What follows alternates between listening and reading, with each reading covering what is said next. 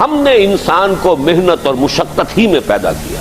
محنت، مشقت، تکلیف یہ ہر انسان کا مقدر ہے، کرنی ہی ہے.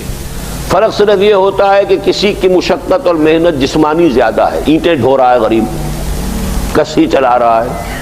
کسی کی محنت مشقت ذہنی زیادہ ہوتی ہے، بیٹھا ہوا تو ہے آرام کرسی پر، ریوالونگ چیئر ہے بڑی آرام دہ، لیکن اس کی جو ذہنی مشقت جو وہ کر رہا ہے. جو جسمانی مشقت کرتا ہے وہ رات کو پاؤں پھیلا کر سوتا ہے، چاہے روٹی بھی پوری نہ ملی ہو، لیکن اسے پتہ نہیں ہوتا رات کب گزر گئی.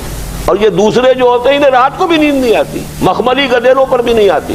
انہیں ضرورت ہوتی ہے ہپنوٹکس کی بھی، سیڈیٹیوز کی بھی، ٹرینکولائزرز کی بھی، یہ ساری چیزیں وہاں چلتی ہیں، اس لیے کہ ان کی جو کوفت ہے وہ کسی اور قسم کی. لیکن بچا ہوا کوئی نہیں ہے. محنت، مشقت قرآن نے اتنی قسمیں کھا کر اللہ نے کہا ہے. ہم نے انسان کو، یہاں کسی انسان کی تخصیص نہیں ہے.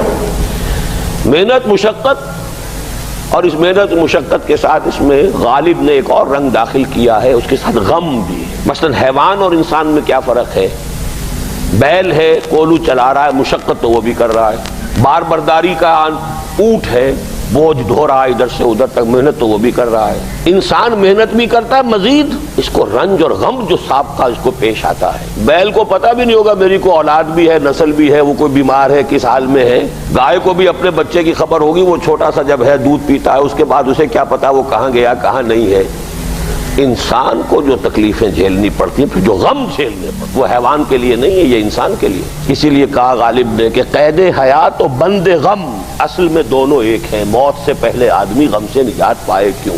تو یہ مشقت اور غم دونوں کو شامل کر لیجئے. انسان کا معاملہ حیوان سے بدتر ہے اس پہلو سے. کبھی کسی بیل کو، اونٹ کو وہ صدمہ نہیں ہوا ہوگا کہ بیٹا نے سینے تان کر کہا ابا جان آپ چھوڑیے، آپ کیا باتیں کرتے ہیں، آپ دقیانوسی باتیں کرتے ہیں، اب زمانے کا رنگ بدل گیا. وہ جو بوڑھے باپ کو جو اس وقت صدمہ پہنچتا ہے، یہی ہے وہ جس پر میں نے اپنی جوانی کھپائی ہے، جس میں میں نے اپنے آپ کو انویسٹ کیا ہے.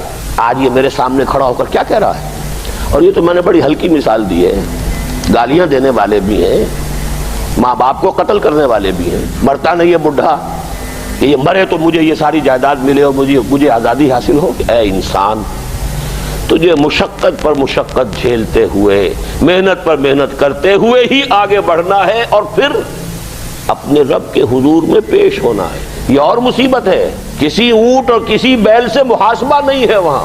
اس روز کہے گا کافر کاش میں مٹی ہوتا، انسان بنا ہی نہ ہوتا میں، جسے آج ہم بہت بڑا شرف سمجھ رہے ہیں، شرف انسانیت.